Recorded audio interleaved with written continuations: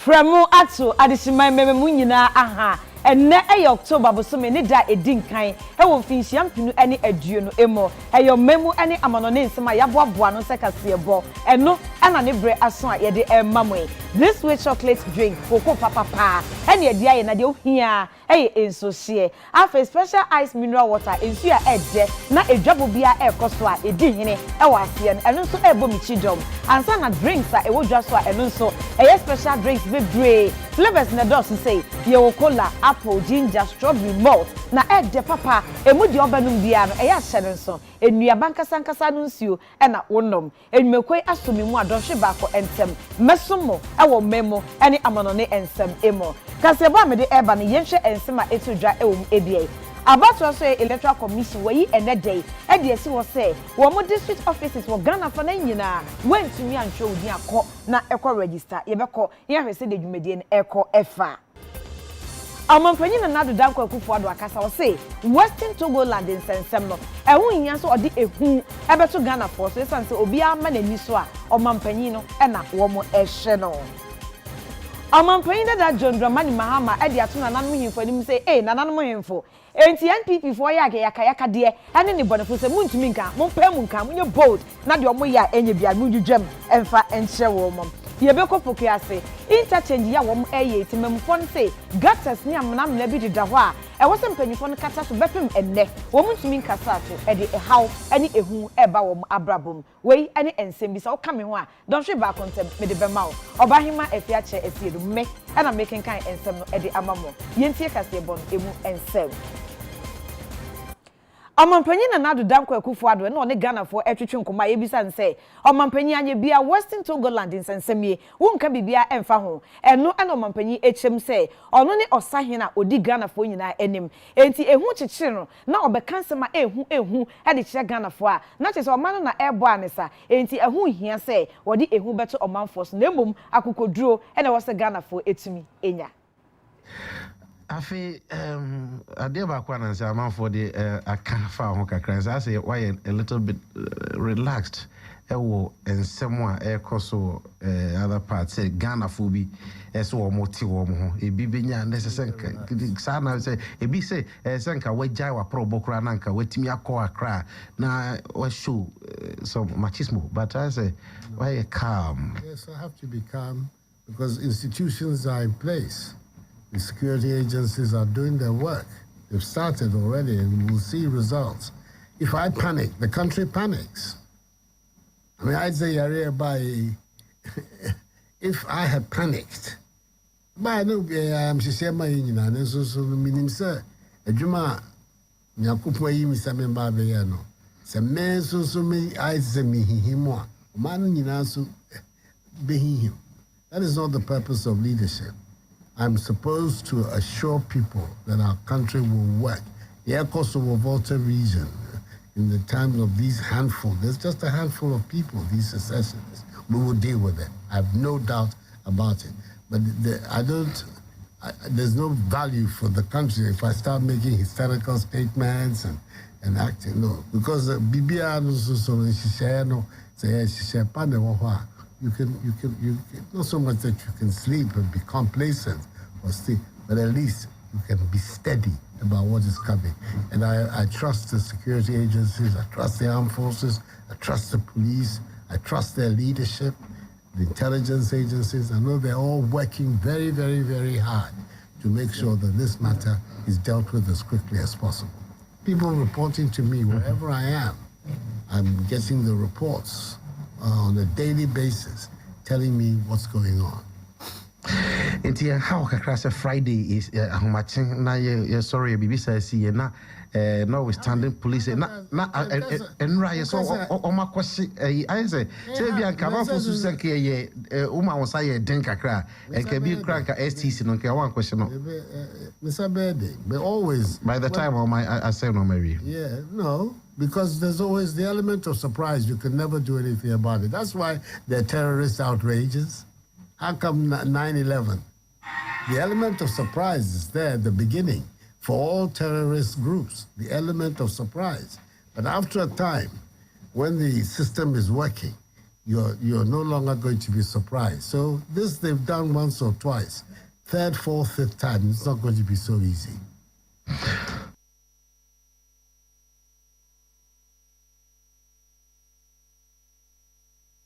Omampanyin na nadu danko Akufo-Addo say nsem omanfo bi kika say ai oboa pa batom na dante en wo hye da atukoko buo mo e de ma kokko akuafo no say ensem no enye no kre Edebeti na man na say wa Greek minister akwa tukuku price mo boom we say hey we dey na a vote buying tactic ignorance on the part of some of those the last 2 or 3 years. It will be a minim so ye opponent power so we dey a buo mo nsem enti tactics. The reason is very simple. If you've been following cocoa politics, it's right from the beginning. Because one of the fundamental things I'm a person here is to turn around the fortunes of the cocoa industry in Ghana. So first of all, the present structure of cocoa world say we the producers, Yeni Ivory Coast, in the 65% of the world output of raw cocoa beans, yeah, and the Deba market. And our share of the industry, essentially chocolate industry, is so small. I think it's somewhere around about 6%. They're saying that the chocolate industry is worth something like $100 billion plus. Ghana and Cote d'Ivoire, a chefa woman is around $6 billion. So you're talking about, at best, something like a 6% take of the value chain of cocoa. Right from the beginning, because it's as if with this, because I'm fair.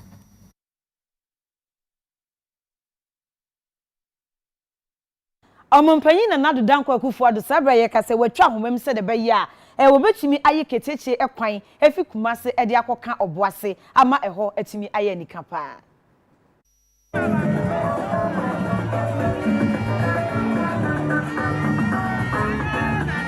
One of the tragedies of our post-colonial development was allowing our railway infrastructure to deteriorate completely. By January 2017, out of the 947 kilometers of colonial narrow-gauge railway network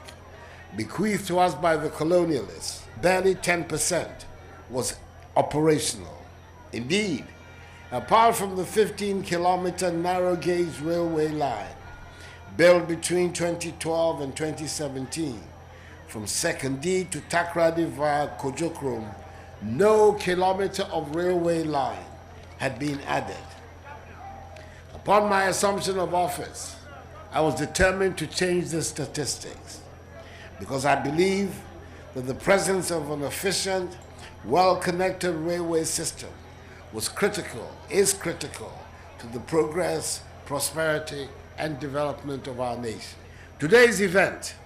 the cutting of the sword for the construction of the 83.5-kilometer Kumasi to Obuasi line, is a clear manifestation of the Akufo-Addo's government's policy to grow and develop the country's railway sector.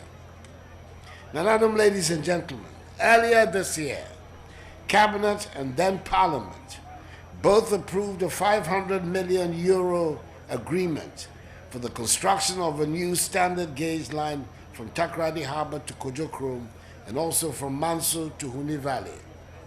Once completed, 102 kilometers of new standard gauge railway lines would have been constructed as part of the development of a new standard gauge western line. Indeed, the Kumasi to Obuasi section for which I'm cutting the sword today is part of the new western line. This line is critical for the successful establishment of the new bauxite and aluminum industry being promoted by government. The Shani and Upon Manso iron ore deposits exploitation, which will form the basis of the imminent iron and steel industry, requires a modern railway network to transport the ore and the processed raw material. I'm happy to hear the commitment of the contractor, David Walter, to completing the works on schedule and on budget. This is the kind of reassurance we need from every responsible contractor. Abato say electoral commission ayi enedey e de esi wo Ghana fanan enyina say wo mo district offices no mabie enti Ghana fo a wo mantumi anya kwanya ankotwe omudin ebra edin kan eyeye na yaye mop up so mantumi anya kwanya ankohwe say bia wo mudin koyie niema ne ade no enei ekwan no eda ho na meko Alhaji Moro enchen na amene no atwetwe enkomo Moro ma hai Mejoso Papa boko de Adum boko ene wo he we were Kwabenya electoral district electoral office. Now, Okoye. Me call ya no nkrofo pi wo ha wo mare line wo bo ba register. Na asemi hina ni say machines na wo ho no. Eye mi enu pe no mo de buy because district ni mu hina eye baby ba ko pe na ye register. District office wo pe ye register.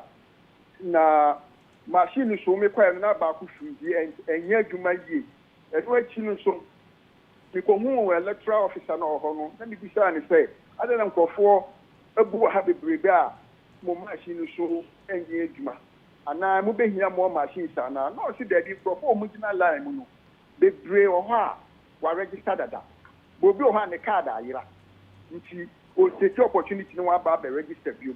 ma me ne se wa ya announcement sa o card ayira enye time e so be registration obi no omo nko obi no so ha omo ye registration a ye challenge omo nti omo anya omo card sanko funa bebre abedi line mu a ama enkofo na bebre wo ho nti kwanya ha ati say akasakasa o ne electoral commission for no eyi anu say wo nya ntem na nka wo frɛ na machine sin bi meka ho machine mienu aba ko afiji de da best ye be necessary at the end of the day no kra no enkrofo no original da kan ho no enye omo hina no betumi a register wo hwe enkrofo no wo hwe machine won dia enye ni hina na wo betumi a register but ma me se omo bɔ mmia wo hina na de wo betumi a ye no won beye Alhaji me pacho woni ye nuanu bi aka sa bi so m se denti na ye yi na bebresi ono mantumi ameye na ene obi o ha o se ena bebre na obi o ha so tu kwan obi so o ha o se oba no wentumi an register ko adwuma ni sa excuses na obu so omoka obi so ha no wetu kwan ye bi o no register ti so stand yet transfer the pa nti once a waba back ufie ni de ya so be register na ye nkofo na be bibi wo ho no na te se mi tie wi anhwa ne kra bekwa wieye still ebi mu register ena de bekwa wieye pa nkofo be bibi ntumi register e sha koda bia me koto no so oba ho amama up to time I mean ka say enru so obi ni nua enru omo so nti e ya sampa wo ho yo Alhaji ene eda sepa o me se me da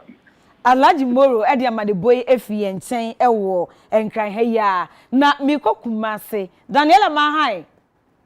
ya minya boko de ya mi adom na won so Nyankopon adom me ho ye pa kuma se fan na wo na akoye nema te sei se dem wo kuma se regional office the dia yi your mo headquarters one na the team one ha ni pa bottom te mo ha nya sakte to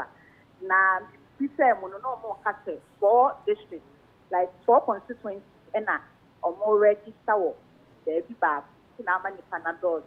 tafo mentia north and south and abansema nti ye ne omo be register eti omo se tie be nti na yi tie kwan to mu omo ntia register afei na omo be register na ebi che say afei na omo 18 time I be to mu de no mo nyanya 18 and na ebi mo so che to omo tu kwan nti no ntia ma omo kwan afia ya de to no afei na omo about the register. It's over Kumasi, for original office, yeah, and then if I didn't power have power special liner, a boha, some for 4 copper and so contopa. Wo hwe 4 constituency ya enipa draw so ho na machines send na ejuma no mo say e ba say your move be arrangement the ba kuma akwa ba be ka ho eno so ka ho bi na line na yankofo try say this thing setting come with because that was one is yes and the power how we have to be register and then they nya dia o be register Enkran yenya report say bi mu so omo card ayira obi also say ye challenge no nti wo san akoye registration bio what mini bi makasa wo so mo nyina ye first time for wo mo eba omo ameni o makasa nyina to yan register omo nyina say no mo be register omo ase a omo di 18 ene omo a omo ka kwantu ma ase no so ba be register omo ene ene o makasa na obi entimi ka say ne card ayira o se ba register for Daniela ebema mo ene adwuma o Yamani before Daniela ene yete na mani ba de esom yen ewo Kumase Asante Mantam emoyi yento ensem no esoe omampanyi dada John Dramani Mahama wono na etu franka e de ama NDC amanyukuo na wode ato nananom himfonim se nananom munye bold na munya kokoduro enti de MPP for ye omo ya yakayaka de ne nema basa muntumi nka mumie ma no na monka nchom se de omo ye no enye Dramani Mahama wasan so etu franka ede ama NDC amanyuko no ewo mfiepede ne aduonu abato ede ba be hye so no ewo December 7th no wode afutu ekode ama nananom ahemfo wo my Ghana mu no ene wo kire se ase MPP amanyuko no emma yasomdwe nsem wo man ni mu no eya abofom kra ne nyina ne se new voters registration ye course na no adaye a ye di ba wieye enam so emma kire se enipa mienu abako ewo banda na afi nanka na wo mfamu hwire wo nkwan ya wabra Ghana bakwasem mu krampo no ebi ensida enu si ahemfo no aye omuntimi mie wo ma no no mo nso emfa futuo no konfa ma MPP amanyukuo no esanse enam mo nsa so amma etutura asem ahodo no a epeja ne homne so paa wo my Ghana mu a eme yaso mwiensem no enkoyi MPP no mo ka ense yi na ya mpana mo ka na efutuo no mo de amaye nyina ya pene so sa ese to le bia o ma na only say Arabia and Topabesi ba bi and on the sand of Panama. Now I said when you have to go to now because more and I'm going to pay back. It's a money and no casa. Say back and say more politicians, Mamu Fa and Topama, and say MPP may have to take to Panama. And maybe I Topabesi, MPP.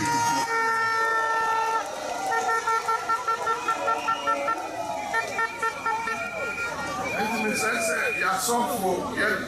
hemfo ya ka yembo mudi no mu huse omo na ho na omo ka ya kwa NBC ya basa ya so grefo se basa bia beba every NBC ya di be free if you say about no ya to na French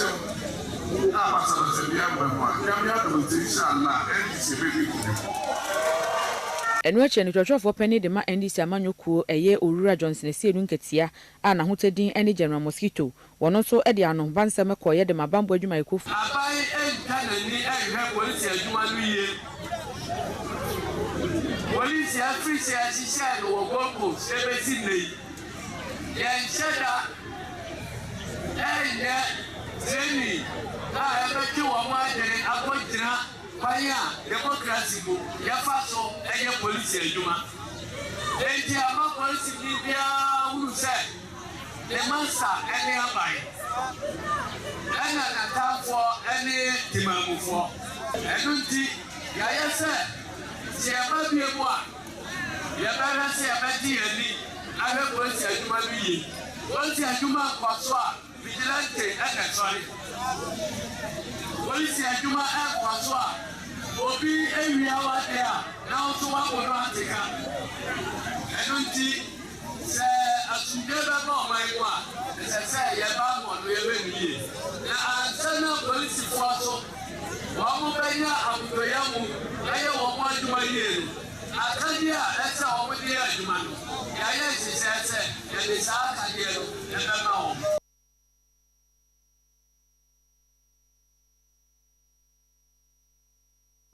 Omampanya be de che Dr. Mahmoud Baumia na pro ba okoye e wo Ayawaso North any East constituencies ni nyina no o de akọ awieye na edwabo kese pa e na wo de hihye so e wo Kaukudi Park okasai Dr. Mahmoud Bawumia ene ne campaign team no aye o madwen se wo mo de nefo anan na etwam ewo enkramantamase enu nti okopie mu wo Ayawaso North ene Ayawaso East constituency ni nyina mu no emu nefo amienu ne de wo de bo apro ewo emia mienu nyina eno na Dr. Mahmoud Bawumia echirem se ye ka Zongo Development Fund ya enam so ama ene wo matimi aye astroturf wo matimi aye ICT centers makuma kwadua sanson ewo omemu ni nyina eno no eye zongo emu ana zongo communities no eno omo ye ewo mu sanso no de asuafo efri zongo bese aduana yakopi mu Cuba a wo mu esua medicine na eno no oche se ni nyina no na ado danko akufo ado na ban eno opese oboa ema emmebunu timi gina wonom na so eti obesre se December da ethoso enso no Ayawaso North any East no wo mu gina eyo onumunyamfo Alhaji Marif ena fe onumunyamfo Peter Mriku osi mfinhye aduonu nwotwenie nyade NDC aban no aye bibi papa bi ama wonom to aba no emfama MPP ni sa nipa mienu a omugina wa hanemu no. Arabic Instructors Allowance MDC sun cancel wannan allowance. MPP munzo mun restore Arabic Instructors Allowance. Kuma ya ina tange limaminmu. Mun doka yaranmu 40 mun te Cuba to study medicine from Zongo community. Muna so mu yi wannan every year. Say mu doka students mu ba su scholarships from Zongo communities. So say su yi medicine. So that mun samu doctorci su zo suna ba mu amfani da lafiya. Don si ne muna so mu yi mu ba Zongo ne. Mu samu ilimi New Zongo, Peje Zongo, Ho West, Joche Zongo, Ketu North, Pando Zongo, Pando Municipality, Kongole Zongo, Elembele, Bogoso Zongo, Prestia Hina, Huni Valley, Secondary Zongo, Mansua Amanfi Zongo, Wasu Amanfi Central, Bodi Zongo, Joabusu Zongo, Contombra Zongo, Amoama Zongo, Wanga Duka, Muna build schools, Wurin Wana, Zongone Duka, Suna Sama Wanang Amfani, Zongo Development Fund, Sini, Muna Yiwana. Kuma Munyi, 37 ICT centers, every region of Ghana, Zongos, Munsa ICT centers, every region. Zongoni, Suna Ina Zushi and Sukamang, Nanado Dankwa Kufuado government is in that. There is no government in the history of Ghana that has paid as much attention to the development of Zongo communities as the government of Nana Addo Dankwa Akufo-Addo.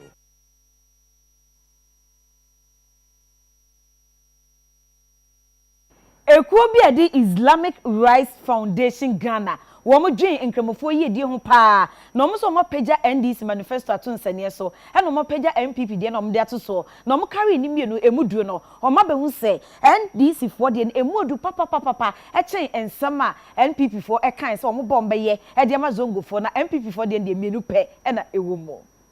Kasama for another spokesperson, the Ma Islamic Human Rights Foundation Group, Eni Yunus, Swalwudin, Wakwanyo, na Wakasano and Watcher say, a baby a tremoko when Fiapini Dunsia, and Nature say, NPP Amanyoko no, a true manifesto Musa saying, Yamia dom number Fabian Wani Duswa, and the Zongo communities on Puntu Samon Bay Diamo de Nebukreni. Watcher said, one Baba Fabian Wani Duswa, Elko Munfish, 9 Muno, woman whom be Papa Bia, our Maya Eddie Abwa Wonomo, a year Zongo Development Fund and a crampono. Enja da nye bibi papa bi omu nya bibia mpo emfamfiri so enu nti so omu ntimi nya de nti no mba be hye wo mo bo no enu nti no omu nsem wo mo kan nyina ne se NDC amanyoko ne manifesto de omu atwode afa Zongo communities ho no wo mo hwe ani mu se wo beto abade ama wo mo no mo timi ababa be pem Zongo communities no e de akonkan NPP ena yesansu ye wo vice president a oye Muslim nanka ye expect say nka Muslim concerns from the basic nka MPP should have been the known and NDC impo because you were vice president and currently running mate to the NPP when to me who say a consensus so to me I believe say NPP manifestos and policies to Muslim community no to me an organization is still hollow and you be no ma say one person pleasing Muslim community they should be able to add currently I tell you, and address the concerns of the Muslim. Medical catcher say Zongo Development Fund, no, a idea, me interaction with some of the chiefs and the Zongo community in Ankasano. It is a hoax. Because I'm yet to see Bibia Zongo Development Fund aye in terms of development. Say ebano adansie, say ebano gata, say ebano Bibia di mpuntu. Ebaba Zongo abrabomo no. I'm yet to see that. Eno ehye nani ekwe mba nso twetwe nkomo emo so ede omo no ba nso atodwa ekire se Ghana mampani abedi eche Dr. Mamadou Bawumia woye Muslimini nanso ama Muslimifo ensesifo papa. Ye bompa se MPP for buy no. Ye nya vice president as a Muslim. Ina nya nkumpo aboa so ya nya. Nso wonko ye hwi mayen. Wasai bibia kra wo de Muslim atu nchen etu gotem na wo tete aso. Nso nyesa. Oko so e no, wo di Quran na wo di so e. Nso Quran so wo bo so ya. Ye di sika si umremu kra, wo de yentwa. Nso wo di Quran so e se, wabobua zongofo pepefo. Nso wo ba no akoti ada. Amazongo for bread. La kulhal, you know,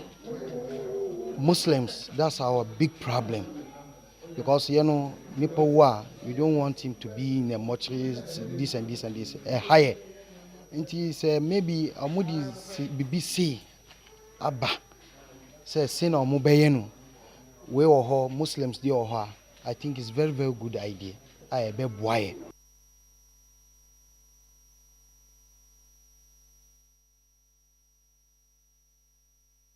Osofo hwe adwadie ne mfidi dwuma ho nsem eso honorable Alan Kwadwo Chemate abeto dwa say wako apro e ko hwe se the rice processing factory a e hye 1D1F ase no empanyifo eye adwuma efa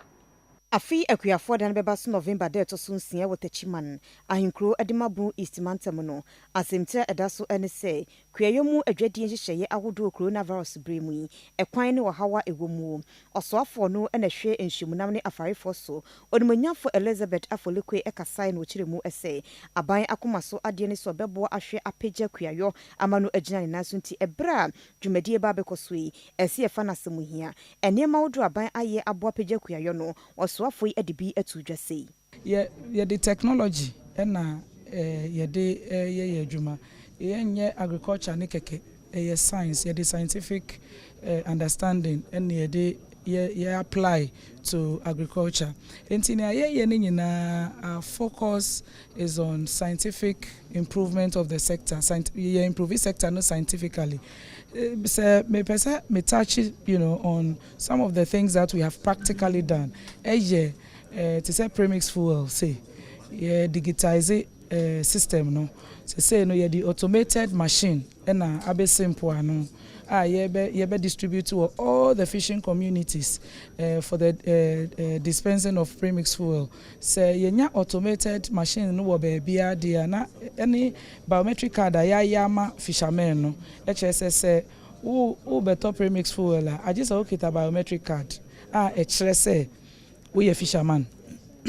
your friend no identification card so okay ta sa card na HSS we a fisherman eno na yebetimi ama premix no e de akoye wadwuma eno kire se issues with diversion ne onkeka ho nyina no ne nyina to betwa afare ne nankasa na obi ne nsabeka premix fuel no de akoye na adwuma. This is one major leap in achieving progress in adwuma ye no development in the agricultural sector.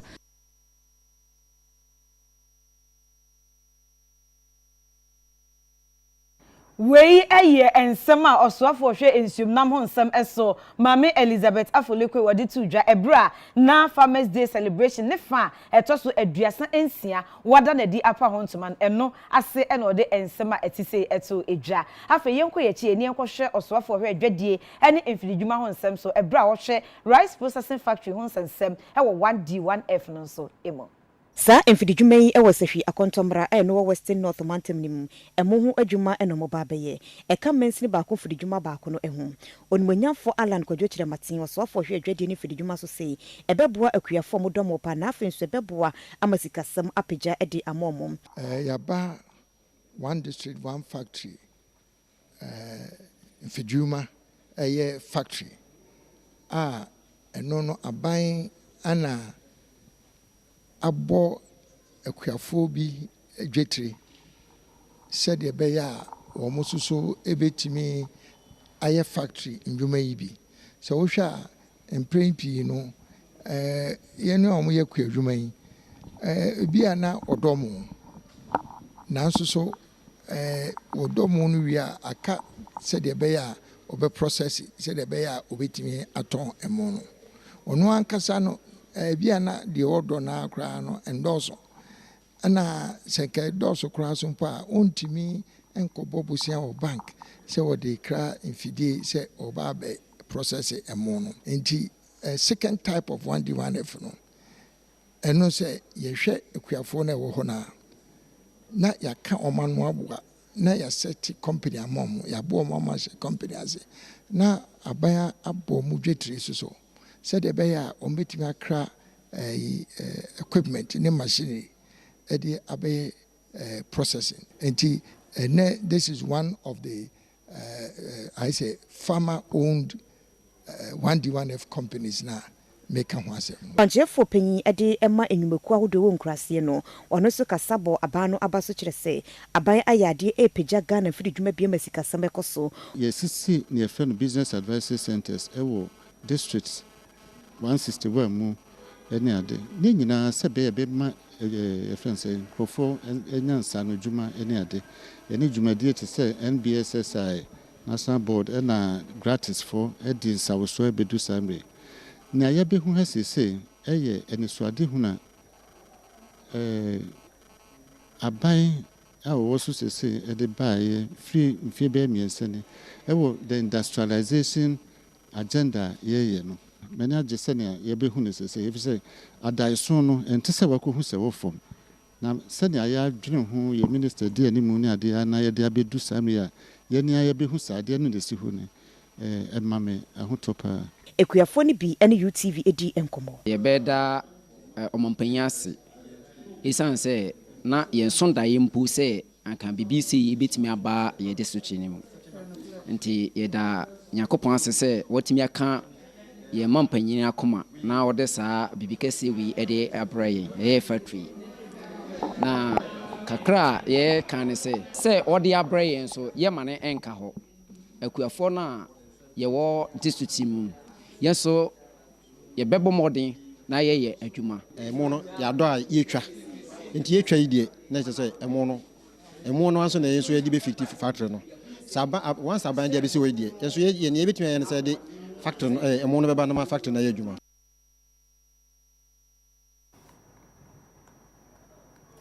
2020 40 under 40 award na yade ampanyifo aye na wonam so e de ahye emabuna wo mo agina wo mo na so e wo enwuma kese ne emfidwuma titim na wo konkan no ode abo wo mo abaso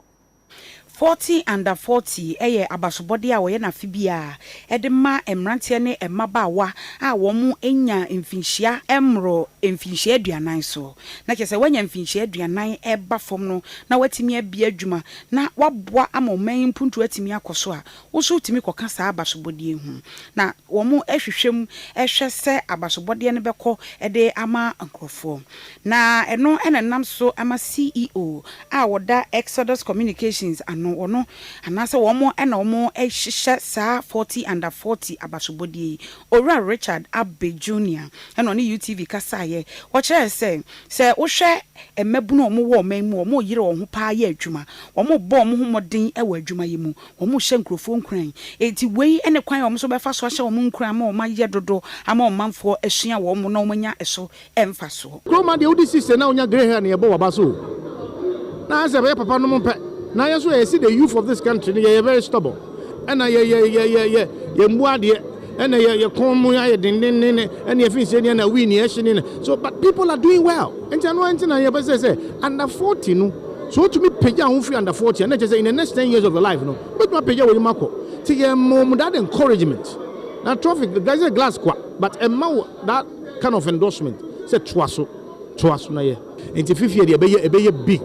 Now you hope say Ghana will produce a lot of quality people. One more ball maba so bie any UTV Edim Komora Richard ni Amakweya onu nya overall best no woni UTV kasai CEO multinational microcredit afei nana ya se wasapon enso any UTV ekasaye. I would like to inspire the youth or motivate the youth with these awards that I've received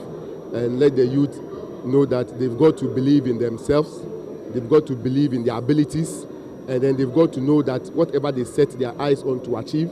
they will be able to achieve it. I mean, I started this over 10 years ago, and at that time I was as young as 24 years of age, and I've been able to come that far and achieve all of this within this period. So I want to use this as an opportunity to inspire the youth out there that they should start early, and it's possible to start early and win big. Urban media within a 21 years in the media. Na nyana ni dro no anim se na media me wo multimedia nwuma na me ye ne ade. Na enso no na amanfo nim ne me ye ne won chen. Enti se ba entrepreneurship a eno so na me di mu akotene pa ba me ye ne won chen. Eno nti na ene 40 and 40 I recognize me no. If say no ma focus so me ye entrepreneurship no. Na you say hard work pays. Ampa hard work pays ampa. We actually say ye nyina se boy e homodin as media personnel. In the little corners that we are, if we consult, if we, do our businesses on the side, mainstream business, even media business, communications, whatever it is, that it is worth it, and one day, your reward, it was so and so as I see so no, your benya your reward to send a micro media. Ye kopo kwiase na interchange ya wo mo eye omanfo no ani abre ha wo mo e kasa de ha wo mo ene se wo se contractor no atu amnamna bi ededa kwan nchen a ehu pa ada wache enso won kata so Omanfo opokwase eya bia ya opokwase interchange nso ene omo so esi apini wo mo so nsem omo kan nyina ne se empanifo aye drains ana se gota kese wo honom a ne nyina no mo de eboa se ne be ya interchange no ebetimi awie peye nanso sa interchange no eye ne drains no wo mo enkata so enti se wonam honom kura na ehu akekere wo aisan se ye wo se wanhwe ya no akwakote akwakotomu ne nyina enti no mo tonsa ede afrempanifo e kan bia wo mu so mo mamehwe na gota no mo so said the beya ebetimi abonipa ho ban ede efre esan eho ye ne omanfo ni bi ehwetwen enkomo. The purpose of this gutter, according to the construction engineers, say it's a rainstorm with free eba, but we have in so top, but almost a rainstorm be boom. It's open. Now to say almost the high station because of interchange in the Pokwati station obia see free car mo aha and we first osia pe do yi ne bema no adwon so egu emu afia so dua na dua we na se no on be sha ho air toilet egu mu iti ade aye kata so no if we ha akwakosi the other side any ha nyina on kata so Pokwati but completely sa a lot now apart from dey who kwan say kwala so di agro ha say but sra by no Ministry of Highways say ha kra na international highway a enemnum oye construction na we jai say open gataway say some drain is so from no any why in so to so from no any te sra mo kata so mayen o mo kata so mayen na do di chana for any mo je contract e kan fie ewura no man say o mo kata so na nkwala ofie ye man ba so kata so agite ba bia kodwum ka de omrika asie no e no yen say sa na te ho no be ya mom ene ha de gyina if you no make kan ho hwebio enso yes ano enso to 1 2 3 en talk se kan what an kura kasi te e kura bon pa se kan be boy na se mo akasam bia man na ya kata so man kwasi gata no se de o maye no gata ni sun se o man kata so amaya ye kita nkola obe ho anso yiri a e kwan obi na ma ohun se gata ho obetom nti ye pa ban chwa ban be kata so man ngata ni de ye hu ye nyina ya dwen ho se e ha dwen si ya nkata so because se man kata so a sisi akura mu begina mu dimoni hu a o ma start tu ne magum e bia enche ebesi ena fenzu ni ankata so nso a nso ni yiri a nkwala akura betima betum ama bia di bia kon ne ade crisis ene ma ebesi ne be bebre tivisi e kata so a ebetimi aboa si ankata so mum dia emwa uye wura gu abasabasa omo junso gu abasabasa omo nigu ha miya mani tuametia obi junso ko kan no didi watem ayensem bebre ne koso a aye ka bibia omuntie last day bono me kura na masia o si me so mu na ompie in fact yale na o ntimi so mu So na serious on na mwayo onu ane fa ya ikwa ya obi ani mobi okopie ya kan sen ka o mekata somaye because ya na nipa fa wo ka mo se da enkura di agro ha opanyi bi okwa na bia o yare obetuma mi na hwem wo ka obi anti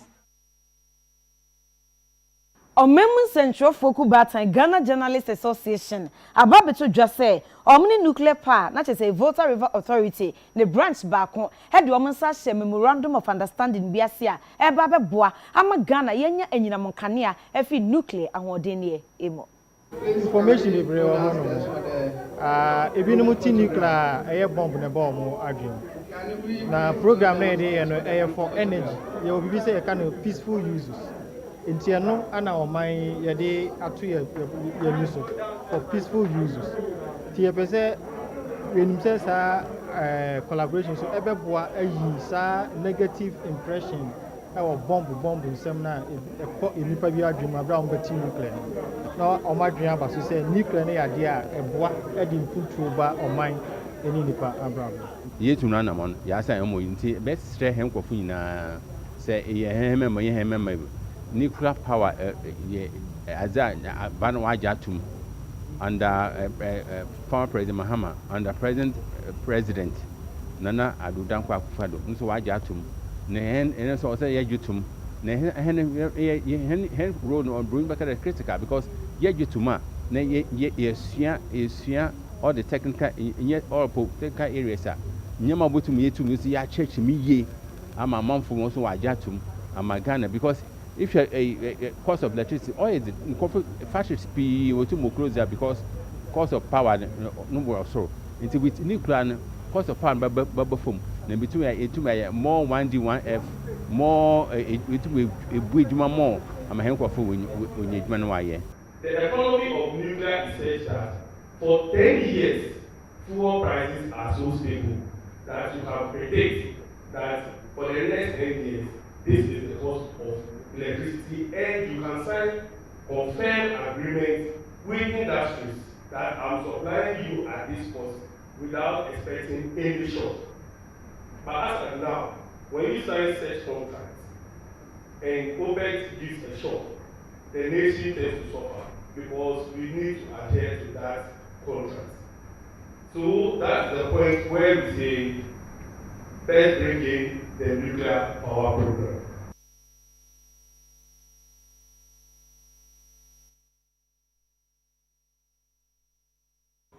National Communication Team a wo NPP amanyuko no emo wo oti mantam emo no wo matam manifesto no dese he de koma omanfo no wo cheche mu ama wate ase na de omo ye no omo frɛ no manifesto road show.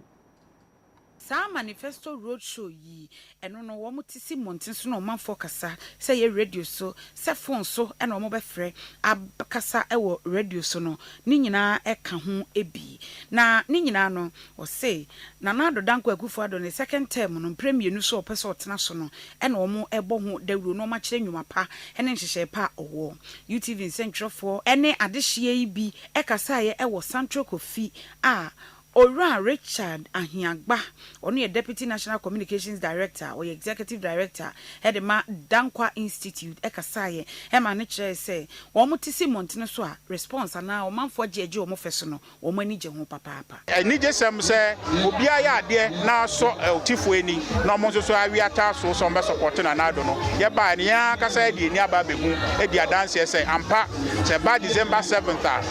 or Tifo, and a sal for Jet to say. Beto abana mananado Dankwa Akufo-Addo nti na ye to wo ti no enije ene ye de ko enu achi no Asiedu Musa oti Regional Communications Director ono so kire say NDC amanyoko no age mantam no aboso emfie bebre ni nenso ebre we die MPP di nkunim na omo nim say enkonwa no wo emrahye bedwam no wo mo benya bese 9 e wo ho a wo mo afa wie kra.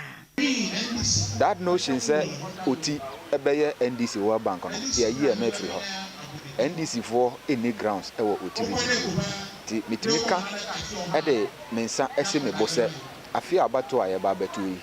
enya de a NDC for ebetimi aye ebetimi ehu bibi e wo grounds ho they say uhu ne ekoto wo form ho ahonkeka ne ahonden a emabunu no e de dom MPP a ɛsɛ wani ɛnsɛ wo ka kyerɛ ɛne kyerɛ wo pefi sɛ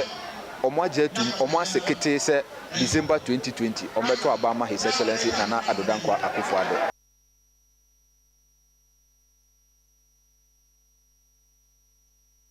Arefo edam ase sɛ mo kan ho madaroma mo ntwɛn ye twɛn ho ye ba de aka nyina edbema mo